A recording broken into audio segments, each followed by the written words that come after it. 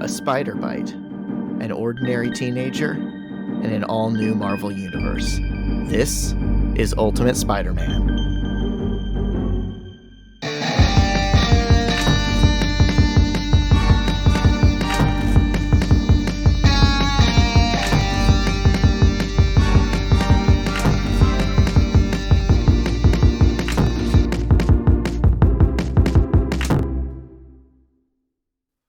Welcome to First Read Ultimate Spider-Man, where we'll be breaking down Bendis' iconic run on Ultimate Spider-Man, issues 1 through 160 in Earth 1610.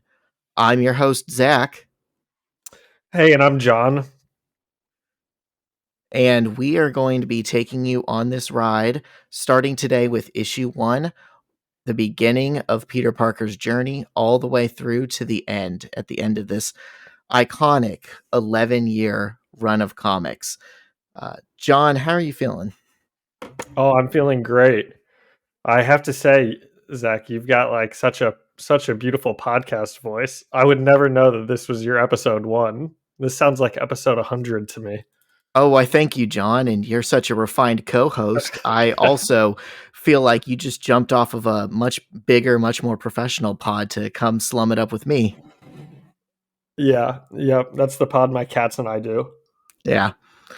So we have already recorded an episode 0 that is not exactly related to what we're going to be covering today. But for anyone who missed that, John, do you want to give a little introduction about yourself and why we're doing this project? Yeah, absolutely. Well, I'm John, as you guys know, and I'm a middle school teacher, and we're doing this because, well, it's fun to talk about Spider-Man. So Zach asked me for an opportunity to talk about Spider-Man, and I had to jump on that. And then I know Zach is a pretty big fan of this Ultimate Spider-Man run, and I've never read it before. So I'm going to get to experience that with him. Yes. So this is a comfort read for me that I am revisiting. And John is a Spider Man fan, but not a regular comics reader. So this run has been praised for how easy it is to jump right into for new fans and new readers. It's going to be his first read. If it's your first read, welcome along for the ride. That's all part of the fun here.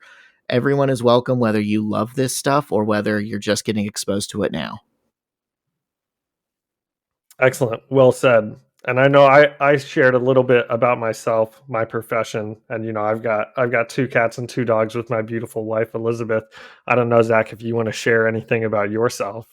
Yeah, sure. I am a government employee. I have a beautiful wife named Shyla, and we have 2 kitty cats as well, Storm and Rogue, named after the X-Men.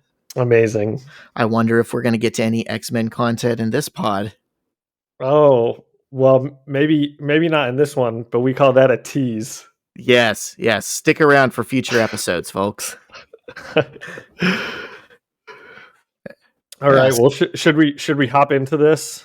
Yes, now that introductions are done, let's get into issue number 1 of Ultimate Spider-Man. So this issue was written by Bill Jemas and Brian Michael Bendis. It was penciled by Mark Bagley, inked by Art Tibet, covered by Steve Buccellato, and lettered by Richard Starkings and Comicraft. And it opens with Norman Osborn, a scientist and businessman. And he's talking in a lab with another businessman. And I don't know about you, John, but I felt like you instantly get the impression he's a bad guy. He's very arch. He's like referencing Greek mythology, and he's arrogant, he's demanding and rude to his employees. 100%. And without looking it up, did you know the Greek story of Arachne and Athena? Because that's the story he's talking about. Yeah, no. So I can't say I did, other than just from having read this issue before. Do you have some insight about that? No, I don't. I'm sure I looked it up, but that has gone out of my head at this point. So please, I was asking, so I was hoping you would tell me about it. Well, the reason he's talking about it is because, according to him, the Greek story ends with Arachne being turned into a spider, and he's holding up a spider in his hand. And he's been experimented on. The spider has been experimented on testing a product he calls Oz. And so when he's done with it, we see him try and throw it into a beaker, and the spider starts crawling out of it. Then from there, we are introduced to Peter Parker, a teenager who is studying in the food court of a mall. It's kind of established that he's bullied because other teens are throwing food at him. His uncle Ben shows up and picks him up, and we're introduced to another teen in the food court named Mary Jane Watson. Uncle Ben asks Peter why Mary Jane and Peter were not sitting together, but at this point, we, the readers, aren't quite sure what the nature of their relationship is. At Peter's school, we're introduced to Harry Osborn, who's Norman's son. It's clear that Harry is popular and tries to help Peter with his bullies in exchange for help with Harry's homework, but he doesn't try too hard. He kind of justifies it as the politics of being him.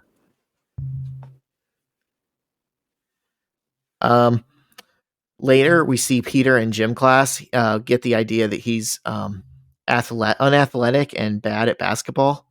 So I think he's meant to be kind of relatable to most comic book readers. And I don't know exactly how much you want me jumping in here during your summary because I don't want to throw off your flow. But whenever you have something to say, please jump in. Yeah, so I think that this did a really good job. Even your recap, it kind of shows how quickly they get us familiar with all the characters. And I mean, obviously, at this point, there's been like 40 years of Spider-Man comics, right? It like started in the 60s, and now we're in the early 2000s. So most people probably know who like Mary Jane Watson is, or Harry Osborn, or Norman Osborn. But really quickly, if I never knew any of that, I would kind of know the relationship of Mary Jane and Peter's, or the nature of their relationship. I would kind of know who Harry Osborn is, and that, like you said, Norman Osborn is probably a villain. You know, we open on him, and he's kind of doing villainous things already. And you would know Peter Parker is the world's biggest nerd, which he always is, getting food thrown at him in a food court as your introduction to him. Oh yeah, classic teen bullying. Yeah. Did that ever happen to you? Food related bullying. So I didn't have anything thrown at me, but there for a while in high school, I was just like super nice and would like offer to take other people's trays up at the end of lunch for them. And that turned into hazing, and it turned into like my entire long table of people all giving me their trays. And I'm like, wait a minute. This isn't me being the nice guy anymore. That's kind of on you though. Yeah, you offered, so I made myself the joke. Yep. Yeah, that's funny. Yeah, I had maybe a little bit of food thrown at me a couple of times in high school. You know, really, it's part of being a nerd in high school, I feel like. Oh yeah. Yes, nothing too bad. Nothing Peter Parker-ish, but yeah, I don't, I pray none of us ever go through the stuff he goes through in his little fictional world. So later on at home, we are introduced to Peter's Aunt May. She's worried that Peter has social anxiety, but Ben says he's just quiet and thoughtful. While studying with Harry, Peter tells him that his parents died in a plane crash, and he also tells Harry that he and Mary Jane are just friends. So we're starting to piece together that he's an orphan. Maybe he likes this girl, but they're not dating. And his parents died in a plane crash, which in fictional media always means there's more to the story. The next day, the students of Midtown High are on a field trip to Osborn Industries. This is Norman's company. Suddenly, Peter is bitten by a spider on the back of the hand, and one of his bullies named Kong stomps on the spider as Peter collapses to the floor, throws up, and blacks out.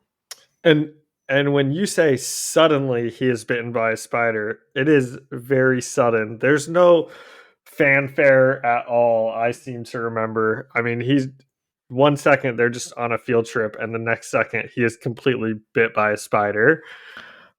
Oh yeah, you don't even see it like coming down on a web or anything. It's as sudden for you as it would have been for him. Yeah. Yeah, which I really liked because we've seen it before. We kind of know what's going to happen. They don't need to show the spider coming down and walking across and jumping up on him. Yeah. So after finding out about Peter's accident, Norman and his associates discuss what to do. They are considering preparing a legal defense in case the Parkers sue, but Norman decides to pay Peter's doctor's bill and send a fruit basket because he says, I want to keep an eye on that boy. The next day, Peter's bullies are teasing him about the spider bite. Kong tries to kick Peter in the butt, but Peter senses the foot coming, catches it, and flips Kong on his back like a WWE fight. He then passes out again and wakes up in the hospital. He gets his blood taken, but the sample is like stolen and replaced by a mysterious figure. We then see Norman Osborn and his cronies observing Peter's blood sample, and they determine that the Oz is actually killing him, and his death will be traced back to their company. So, to avoid this, they decide they need to kill him and make it look like an accident. So, Norman Osborn sends a hitman to try and run Peter down with a car, and Peter just jumps over it, like backflips over it without seeing it coming, like in that scene in Spider-Man 2. After hearing about how he did this, Norman decides that he wants to let Peter live so that he can observe him. And Peter figures out by the end of this first issue that the spider bite transferred some powers to him. And in the middle of the night, he can't sleep and he tries to test his powers. He climbs up the bedroom walls, and while he's hanging upside down from the ceiling, he just says, "Cool." And that's the end of the first issue. John, what'd you think about this one? Really good. Really good. Very cinematic. Even right away, I think you could tell this was a much more like cinematic type of story than just a one issue kind of one off like we read in the last ones where they were just doing his origin story, getting it started. Now you can see they're really building to an entire story. So I like this one a lot. I don't have a rating system for it yet. Okay. Well, we'll hit you back for that rating system later Okay. on. John, you want to walk us through what happens in issue 2? Yeah, absolutely. Well, I have some stuff to add to issue 1, and maybe this is where I could just jump in a little bit more while you were doing the summary. But even the gym coach early on is berating Peter Parker for being a huge dork and being bad at basketball. This I thought was very similar, and it must be an interesting experience for you watching the Spider-Man movies, having seen these things in the comics, because now I look at it from the other way and things happen in these comics and I'm like, oh, that happened in this movie. They were referencing it. Yeah, exactly. Like Peter's parents dying during a plane crash, very similar to Andrew Garfield's Spider-Man movies. And I know that there's parts in the next couple issues that we're going to talk about that are also very similar to the Andrew movies. So that's not an Easter egg, but it's kind of a fun little thing where I'm like, oh, this in the movies, these were Easter eggs towards all of this stuff. Oh yeah, you'll find that a lot about the Andrew Garfield Spider-Man is based off of this run. Yeah. Yeah, which I like. I liked Andrew Garfield's movies a lot. But yeah, Norman Osborn tries to kill Peter. That's fun. Normally he's not really a bad guy till he turns into the Green Goblin, and now he's obviously kind of a bad guy already. We know his relationship with Harry isn't as good as maybe it could be. Yeah, he's kind of a dick to him. Yeah, but we can go into this issue too. I've got a summary for us. So We open on Peter Parker. He's sitting in class trying to stay under control while his teacher, and I said Ferris Bueller's teacher, is babbling on. So he was talking about something. Do you happen to remember what it was? Yes, it's literally the teacher monologue from Ferris Bueller's Day Off. It's Oh, talking is about it? yes, that's I forget the actor's name, but that's Ben literally Ben what Stein. yes, it's what Ben Stein is saying in Ferris Bueller's Day Off, talking about like the Great Depression, right? Wow, that's really funny because I didn't know that, but I just the way he was talking, it reminded me of that, and I didn't actually realize that he was saying the exact same things. So it doesn't even fully play as correct in this book because uh in Ferris Bueller's Day Off, he says Vice President Bush because it was the 80s, right? In this monologue, they still keep in there Vice President Bush, but that doesn't make any sense because Oh, this would that's have been funny. 2000. So it's like so true to the original like Ben Stein monologue that it kind of makes no sense in its own context, but I love it. Wow, that's really funny. Yeah, I do like that a lot. And so also issue 2, so that's how we Sorry, open. real It is quick. Yep. Sorry. I'm going to attribute the That creative is what I was teams. about to do. Okay, I'm sorry. You can No, just that's say okay. you can just say this is the same creative team as issue 1. So this is the same creative team as issue 1, although one thing I did notice is this is edited by Ralph Macchio. Did you notice that? That's not the Karate Kid. I know. I no relation, but I did have to look that up just to make sure. Yeah, there's a Ralph Macchio who's been at Marvel for decades, and Yeah. it's always funny when, his name comes up in conversation because that's the first thing everyone Oh, I says. couldn't believe it. I would have been so psyched to have looked that up and seen it was the same one. But um so Peter's trying to stay under control. His teacher is blabbering on, and then he breaks his desk, and um everyone like kind of like he joins around spazzes him. out, like he doesn't Yeah. even mean to break his desk, right? Yeah, he just kind of loses control in class. So, and Zach, you can always jump in with any additions to the summary here in case I'm skipping something. But so then they're back in gym class, and now Peter has his powers, so he's become pretty good at basketball, which similar to the Andrew Garfield movies. Um, he embarrasses Flash Thompson playing basketball, which is a really nice scene. And there's kind of a little combo scene of Flash trying to beat him up, and he's dodging Flash's punches like the Tobey Maguire movie. So I know I already said it's very interesting getting to see these back and be like, oh my gosh, they were really doing things in those movies that it's not just they were following a specific story. They were really kind of following exact scenes that happened in the comics, which I think is really cool, And I'm sure it's something that the people who have read the comics, when they see it in the movie, they get to like point at the screen and do the Leonardo DiCaprio meme and be like, I know what that is. Yes, I understood that reference. Yeah. Um. So they play basketball. He embarrasses Flash. Then he goes to a warehouse and starts testing out his powers. Once again, very similar to the Andrew Garfield movie. And then we get to see Doc Ock, who's also working at Oscorp. Really like the world building in this. We get to see what everybody's kind of doing. Yeah, were you Um, surprised to see him that a early hundred, on? 100%.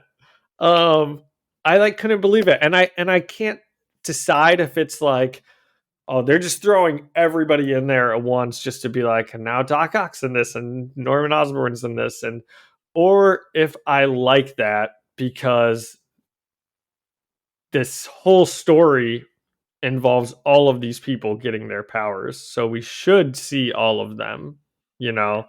Um, but I don't know. What do you think? Are they including too many villains like at once, just so we can be like, oh my gosh, there's Doc Ock, or is it more like just good world building for you?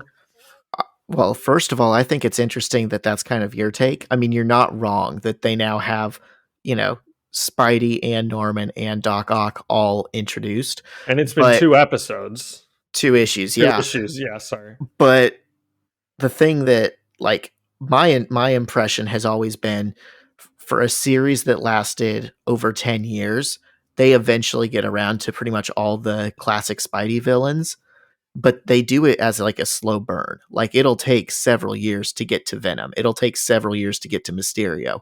So I had never thought of it in terms of these guys came in really quick. I just didn't think of it like that. But I think it's interesting that that's kind of like the counterpoint. That's like the opposite of how I've always perceived it. But you're not wrong in seeing it that way. Okay, and I don't even think it's a bad thing, because I am as long as it makes sense that Doc Ock would be working at Oscorp. You know, they're both like brilliant scientists. It makes sense that they'd be working on the same thing. So Yeah, he's a science guy. yeah, he's yeah, exactly. He's a science guy. So Doc Ock tries to ambush Peter for his blood, and Like, comes at him with a syringe, right? yes, I believe so, and it's probably something I should have written down, but I believe so. He comes at him with a syringe. Does he end up getting his blood or not? Yeah, he does. The pretense is, oh, this is where we look at blood samples. Let me try some of yours. You want to see what your blood is made of? And Peter's like, no thanks, and he sticks him anyways. Ah, very sneaky, Doc Ock. Yeah. And then Peter runs out, and and very important, they look at Peter's blood, and it turns out it's stabilized. So it's no longer killing Peter Parker anymore. So this makes them want to test the spider bite in a more controlled environment. And at the end, we kind of get a little cliffhanger, but it's pretty, understood that Norman Osborn is going to be the test subject of this spider bite. So what do we think is going to happen there, Zach? Well, I think we're going to find out real quick here. Yeah. Yeah. And if we've never read Spider-Man before, we can probably infer that things are not going to go well for Norman Osborn. Yeah. Yeah, he's kind of the inverse of, if all you go into this story knowing is, the tagline, with great power comes great responsibility, and from the first page you already had bad vibes about this really powerful dude, Norman Osborn, you can just imagine what's going to happen when he gets more power. Yeah. So I've got a question for you. It's kind of, when we see comic book movies now, if the hero and the villain get their powers from the exact same thing and they're just kind of opposites of each other, that's been done to death at this point. It's no longer, now when we see that kind of stuff, we're like, that's like an early 2000s type of movie. Like, you got to move on with the times. I think that's why people didn't like Morbius so much, is because the hero and the villain, they're the same. They get their powers the same way. That's all to say, that's kind of what's happening in this, right? Norman and Peter are both going to get powers from the spider bite, and they're going to become opposites of each other. Was that something that was kind of still a fresh take at the time? Or do you think even at that time, that was kind of the standard of what happened in comics? I think the reason you have to have it happen isn't so that they get the same powers, because we're going to find out soon here that they don't get the same powers. I think the parallel there is more about their personality and what they're made of as people, and that's what makes them as equal opposites. It's that with great power, Peter chooses great responsibility. Peter chooses great responsibility, and Norman chooses more power. I like it. Okay, so do you have anything you want to add to issue 2? Nope, I think we got it pretty good. If you're ready, I can take on issue 3. Issue 3, lay it on us. Let's do it. So issue 3 has a slightly different creative team. It's still written by Bill Jemas and Brian Michael Bendis, still penciled by Mark Bagley, still inked by Arc Tibet. It is colored by Marie Javins and Color Graphics, and lettered by Richard Starkings and Comicraft. So this one starts out with Norman announcing to his team that he intends to mainline Oz directly into himself to recreate Peter's accident, but take out the spider. Meanwhile, Peter and his friends go to a wrestling match and hear that there's a $500 reward for anyone who can beat Crusher Hogan.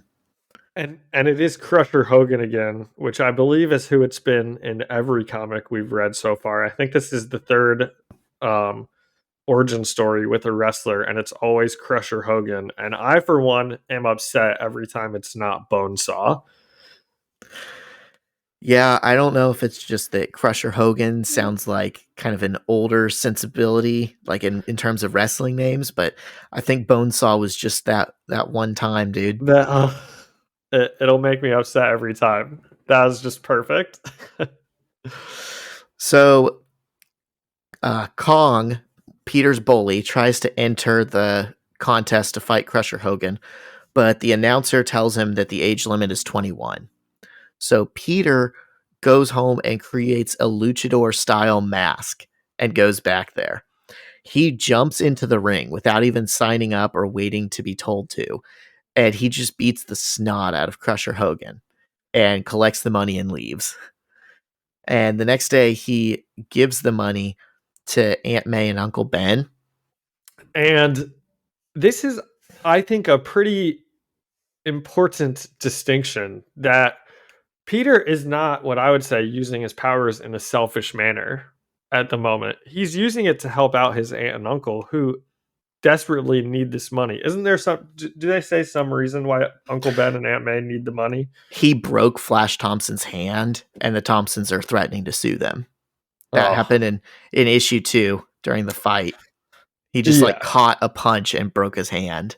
Okay, so they need the money. I would say he's not using them selfish as of now, which is why if something happened, I'm gonna be upset if something happens to Uncle Ben and it doesn't involve Peter using his powers unselfishly or selfishly. Yeah, Peter's a pretty good kid here. Yeah, he is. Yeah. So he gives the money to his aunt and uncle, but he does it anonymously, with an envelope under the door. And then because Flash's hand is still broken, the basketball coach that had been making fun of Peter earlier sees that he's gotten better at basketball and asks him to fill in on the team. And Peter initially says no, but then after seeing how mad the suggestion makes Flash Thompson, he accepts the offer. And of course, with his spider powers, he's a natural and becomes the star of the team. And did you notice anything about Peter's number that he's wearing? So Peter, was it 32? No, it wasn't. I thought you were going to say is it 31 for a second because Zach and I are both from Indiana, so we're obviously big Reggie Miller fans. Fans. But no, it's 00, which is the number of the spider. That was the test spider that bit him, was number 00. So that's just kind of an interesting parallel that I'm sure they did on purpose. Well, daggum. They might have. Or maybe they were predicting the rise of Benedict Mathurin 20 years earlier. Yes. Let's just include a bunch of Pacers references. That'll be really universal that everyone will like. Yes. So throughout the issue, Mary Jane keeps coming up to Peter and trying to ask him if he wants to work on geometry homework with her, and she can never quite get through it. And when she suggests doing it on Monday, he says he has something on Monday, which is obviously his wrestling gig. And she thinks he's blowing her off. Yes. And one thing you kind of get in issue 1 when we're introduced to Mary Jane Watson, and now in this one specifically, she likes him. Definitely. Right? And because don't a bunch of people, Uncle Ben says, why aren't you and Mary Jane hanging out? And I think people at school are even like, oh, well, I didn't know what your relationship with her was like. So, maybe Peter's not as much of a dork as we think he is, because it certainly seems like Mary Jane Watson is interested. Or vice versa, they think she's a dork because she's obviously, I mean, she's gorgeous, but Liz Allen calls her Brainy Janie. And I think they kind of Oh, have so this maybe implication that maybe she's like, he's the only one up to her speed because they're both smart. interesting. Okay, so she's kind of an outcast as well. Well, I don't know that she's an outcast because they think she's hot, but I just don't think they can relate to her because they see her as like too academic. okay, but she can't get through geometry. Well, that's the Or she story. just wants to hang out with Peter Parker. Yeah, she's playing the long game. Yeah. I don't know why she wants to, but good for him that she does. Yeah. So, that Monday he goes back to his wrestling gig, and the wrestling manager, gives him a new costume because he said Peter looked like a dork. And he goes home and he tries it on and he brainstorms putting a spider on the chest and adding a couple webs. And then as the issue ends, Harry walks into Norman's lab just as Norman's about to inject himself with Oz. And Norman has his assistant shoo Harry away, and he proceeds with the experiment. And who is the person that is doing the experiment on Norman Osborn? It was Doc Ock, right? It's Doc Ock. Yeah. Yeah, So he's Doc like, Ock and Norman Osborn working together here. yeah, he's like overseeing it. All right, John, are you ready to tell the good people what happens in issue 4? I definitely can. Before we move on to that, so once again, Peter, when he makes money wrestling, even that second time, he gives it to Uncle Ben, and Aunt May. So, still, acting generously, I would say. They need the money, so he's basically just got a job, is what it is, to make money for him. Okay, so issue 4's creative team is written by Bill Jemas and Brian Michael Bendis, penciled by Mark Bagley, inked by Art Tibet and Dan Panosian, colored by JC, and lettered by Richard Starkings and Comicraft's Troy Petrie. Okay, and so issue 4, we've got Spider-Man. He's fighting Crusher Hogan again, once again trying to make some money for his aunt and uncle who need money. And this time, instead of getting paid, they think he robbed the place. And we know that Peter obviously didn't. And then, and maybe a coincidence, a little too coincidental for my taste, but we know that another robbery happens as Peter is walking home, and Peter Parker doesn't stop the robber this Because time. he like escapes the wrestling area, right? Like they have him cornered and are accusing him and like getting him to try and take his mask off, and he just runs away, right? Yes, exactly. Which is probably one of the reasons that he doesn't end up stopping this robber, because he's just like, well, forget this. I didn't do anything. I don't know why these guys are hassling me. Yeah, he's And in a bad mood. and then he has changed back into his Peter Parker clothes also. So he's just normal Peter Parker. Maybe if he was in a Spider-Man outfit, he would have ended up Right now, him. it's just a wrestler outfit. Yeah, that's true. He's like That's true. Spider Luchador. And I said that, even I'm looking at my notes now and I can see I don't like that he didn't stop the robber, because it's one thing to get screwed by someone and to not help them. But this mom and pop store, it's not like they were the ones yelling at him. And Zach, what would you do if like you saw two people getting robbed and the robber like basically walked right up to you? He doesn't have a gun in his hands, by the way, and he's like right in his way. Right? He's standing right in his way. What would you do? I mean, I know what I'd like to think I would do. I'd say there's a good reason I didn't get bit by a genetically modified spider Okay, and get powers. no, I that leads me to okay, yeah, finish and then I yeah. I don't think I would, you know, like put myself into that situation and try and stop this dude. Okay, totally respectable. But now let me ask you another question. Now let's say you have superhuman strength and you are basically invulnerable to a fight with a normal person. Now what would you do if you saw an old couple getting robbed and the guy was right in front of you without a weapon in his hand?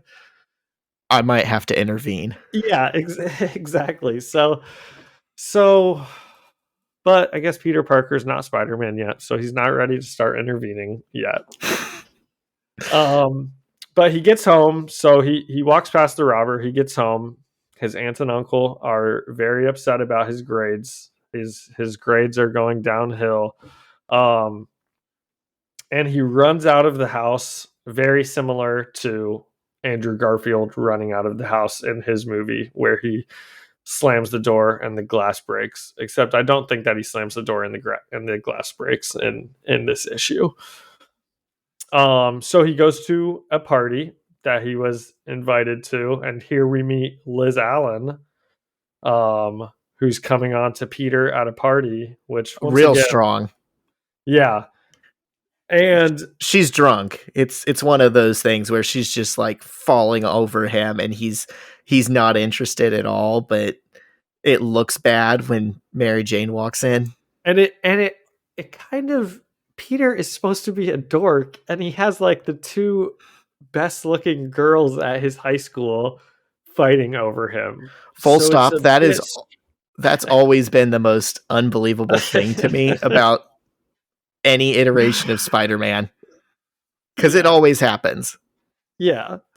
But I guess maybe that's sort of a fantasy from these comic book writers who were probably the dorks and the nerds in high school. Or they know it's the fantasy of the comic book readers that are the Yeah, dorks and the nerds of high school. that's actually more likely. I mean, but also Uh, you don't have to be a dork or a nerd to realize, like, objectively, like the women Peter surrounds himself with are beautiful. Like Flash Thompson would probably want to date them. yeah. Um. So Peter goes to this party. Mary Jane sees him and Liz, and she gets upset, and she storms out. And then Uncle Ben finds Peter, and he is furious, because he's making Aunt May worry, and he's just not doing very good with his life right now. And then it made me turn into the Leo DiCaprio meme. Uncle Ben gives almost the exact speech from the Andrew Garfield movie, with which I really like. And also, it makes me like the movie a little bit more, because I think when that movie came out and Uncle Ben gives a speech, and he doesn't say, with great power comes great responsibility. He more says, if you have the power, it's your responsibility to do what's right, and yada yada yada. Your dad was about responsibility. He gets the And sentiment without the exact words. exactly. And it also, I think people were kind of upset with that movie because they don't say that, but they're obviously taking it from a very famous comic book run that most people who watch that movie probably just would never know.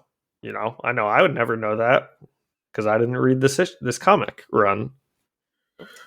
Yeah. Yeah. So he gets the speech from Uncle Ben, and then I guess Uncle Ben does eventually say, great things will happen, and with that comes great responsibility. And Peter storms off. We'll kind of will censor for our viewers, but he does use some pretty harsh language about not knowing where his dad is. I mean, the book also censors it. Oh, does it? Yeah, you don't know what he's saying, but it's got like I think it's like stars and You've got four. asterisks If you've and got stuff. 4 stars, yeah, he says it. Yeah. My dad knew so much. Where is he? Um, and then we see a shadowy figure kind of breaking stuff, and Peter knows what he needs to do next. He needs to come home and apologize to Uncle Ben. But Zach, what is that shadowy figure? Do we kind of know?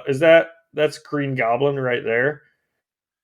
My interpretation is that it's the guy who's like scoping out the house. It's the burglar. That's what Well, I thought.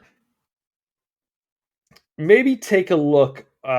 If you've got the comic open, maybe take a look at it right really quickly. I think it might be. I think it might be cutting to Norman as Green Goblin, like turning into the Green Goblin, because I don't think that's a regular person. I think it's a different scene.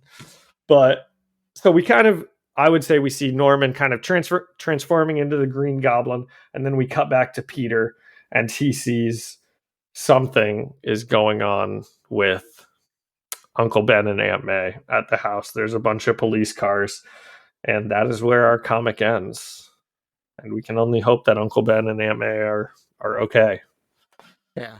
I think you're right by the way. I think I was mixing it up with the one we read for the last episode. Yeah. Yeah. Okay. So then issue 5, written again by Bill Jemas and Brian Michael Bendis, penciled by Mark Bagley, inked by Art Tibet, colored by JC, and lettered by Richard Starkings and Comic Craft's Wes Abbott. This one opens with Harry Osborn waking up in the middle of the night to the sound of his mother screaming. He runs out of his room and sees that his parents' room is on fire. He runs into the flames, calling out for his mother, and he sees a large, mysterious figure who hurls a fireball at him. He dodges it and runs outside, calling for anyone to help him, while the mysterious figure disappears into the night. So what is wrong with Norman Osborn that he becomes this thing, and the first thing he tries to do, or he does do, is kill his wife and attempt to kill his son? Shouldn't he have other things on his mind when all of this is happening? It's almost like, I dare say, the Oz made him a less rational person. Okay, that makes sense. But I guess what I'm saying is maybe we should have gotten a scene in the first couple issues where like him and his wife are fighting or something. I can see If that. that's going to be the very first thing we see about him, because we don't know anything. We kind of know he's not a very good dad, but we don't know he Yeah. wants to kill his son. Yeah, I guess my take had always been that, like, you know how Peter kind of lost control of his powers and broke a desk? Maybe that's his version of breaking a desk, is he accidentally Okay. killed his wife and then, He maybe didn't go there to kill his wife. He maybe like went home and then the Green Goblin took over. but you're right, that's never explicitly stated, and maybe the story would be better served if it had been. It's a nitpick. Yeah. Anyways, we cut to the Parker house, and Aunt May is talking to detectives in the living room, and Peter's there too. And she tells them that a man broke into the house trying to rob them. And in an attempt to defuse the situation, Uncle Ben tried to joke to him, and he said, "You probably have more money than we do." And the robber shot him and killed him. And some interesting parallels, even in these first two scenes, between Peter and Harry Osborn, because they're both kind of running into or Harry's not running into the house, but Harry's losing his mom right in front of him on the same night that Peter is losing his father figure. So probably done purposefully, although Harry's not really set up, at least right now, to be like the opposite of Peter, like Norman is kind of. Right, but there's room for them now to bond over that trauma instead of Harry Ah, interesting. just Okay. using him for his grades, you know? Oh, very interesting. Okay. I'm I got some stuff to maybe look forward to here. Yeah, not saying it would happen, I'm just saying that could be the Yeah, connection. 100%. Yep. Yeah. So, Peter overhears from the cops that another robber was chased into a warehouse not far from there, and that they think it might be the same guy. And before you keep going with that, one other thing that I did really like when we are kind of seeing what happened in flashbacks, what happened to Uncle Ben, we they cut that with the conversation Peter has stopping the robber from the deli. So the way they write it, it's very, very obvious that these two things are related. You know, Peter letting this robber go is what eventually led to the robber going to Uncle Ben. Um, There's some kind and of causality there. and I don't know, you know, if you notice this, but when we see the flashback happening of Peter not stopping the deli, we get extra lines that we didn't get the very first time we see it. He says things like, "It's not my job," you know, or let's see if I can find exactly what he has. But yeah, he says, "Not my job, not my department." And he didn't say that in issue 4 when we originally see him not stop the robber. Um, Oh, which is fine, you know. yeah. We don't see everything that happens, but it does definitely add to it and make us think like, "Oh, Peter was being a bit more of a, you know, asshole than maybe he was in issue maybe than originally we thought he was." Yeah, for sure. Are you familiar with the term retcon? Yes.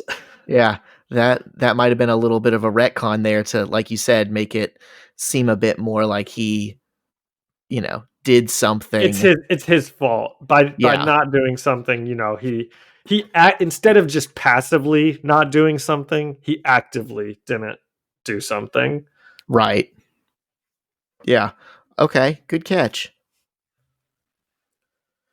So, because Peter now knows where the guy's at, he runs out of the house and changes into his wrestling costume and heads to the warehouse where the police said Ben's killer is. He sneaks in and gets the jump on the killer, and while fighting him, he recognizes him as the guy that was robbing the deli that he didn't stop. He ties him around the arms and chest and throws him out the window to dangle to police. At this point, he was just using whatever rope was available to him in the warehouse because that's all he has. After leaving the warehouse, he thinks back on something Uncle Ben told him, which is great things are going to happen to you in your life. And with that will come great responsibility.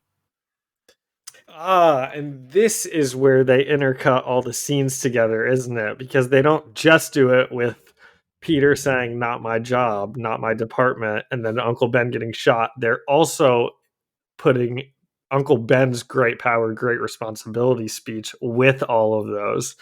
Um, and I really like that. I thought it was really cinematic and Oh, it was just very well done.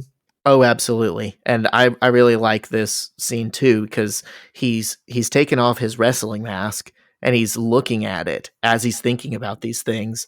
And the last thing he remembers Uncle Ben saying is, "Do you understand?" about the great power, great responsibility thing. And he looks at the mask and says, "I do now." Love it. That is a perfect Peter Parker origin story Yes. or a And perfect then, Spider-Man origin story. yes. And just as the very, very like epilogue to it, he changes back to his regular clothes and walks back home. And Mary Jane is sitting there waiting for him on his porch. Ah, And but that's not what initially happens. So the first thing that happens is he goes and stops. He goes and rescues someone from a fire, and then he goes and he stops a mugging.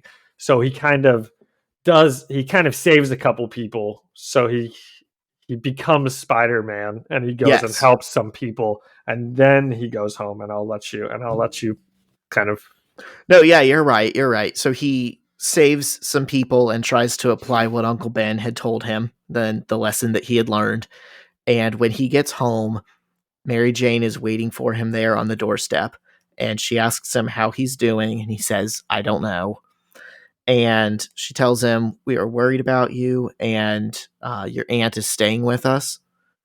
And then you just have this big, heartbreaking, full page spread of him like breaking down into tears and just like collapsing into her and her holding him. And that's how the origin story ends. Yeah. So it really, you get that rise back up to like a, the hero's journey. He realizes what his purpose is. He goes out and he does Spider-Man things, but the grief of Uncle Ben is still there. It's still raw. Yeah. It's not one of those things where the scene is over and he's done with it. He is a human being that's grieving. Yeah. Yep. I'm looking forward to reading more. And I think that what we are doing for next episode isn't a direct continuation to this, is it? No, so it's actually a little bit further along in continuity. So the the issues we'll be reading in episode 3 technically take place before the issues of episode 2, but they're close enough. And I thought thematically, the fact that this is the birth of the Ultimate Universe, I thought that is important for us to talk about pretty early on. So Yeah. we're going to get a little treat next week with I know. I'm looking forward to it. the Marvel team up issues. Yep. Yep. Well, what'd you think of these 5 issues, Zach? I thought it was really strong. I mean, we looked at other ways that his origin story has been told throughout the comics in our episode 0, and this is the only one where it's taken more than one issue. This was drawn out into 5 issues, 5 months of publication time, and I think most people thought it couldn't be done. They thought that was going to be unnecessary because they had never seen it before. But I think this really gave it room for like the interpersonal stuff to breathe, and you feel like the other people in his life are real people too. They're not just like NPCs in the background. Yeah. Yep. 100%. Everything's just more fleshed out, and this is definitely just a better written origin story than what we had in the other ones. And the other ones, it seemed like we are just getting to Spider-Man because of Spider-Man comic. And in this one, Peter Parker is as important as Spider-Man, if that makes sense. So we're learning all about his world. And yeah, it is just a more real world, it seems. Yeah. I don't know the factualness of this statement, but I feel like throughout this whole book, you're going to end up spending more time with the people in Peter's life, like Mary Jane and Aunt May, and even people that we would think of as more background characters. You spend more time with them than you do with him fighting villains. I feel like really get that room for the story and the world to kind of breathe and let itself form. Yeah. All right. Well, join us next week. We're going to do Ultimate Team Up 1 through 5. And I know we talked about maybe getting some X-Men in here. So, we might get to see some other heroes. This podcast is sponsored by the Better Business Bureau of Indiana. If you have to look up a business and find out if it's sketchy or not, the Better Business Bureau is the way to go. That's right. And if you own a business and you would like the seal of accreditation, call the Better Business Bureau of Indiana today.